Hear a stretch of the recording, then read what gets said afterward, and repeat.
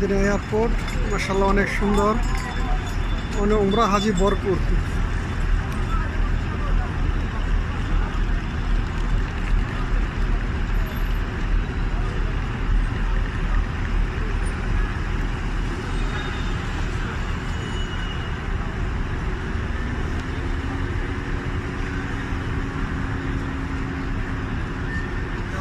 domestic flight terminal 5,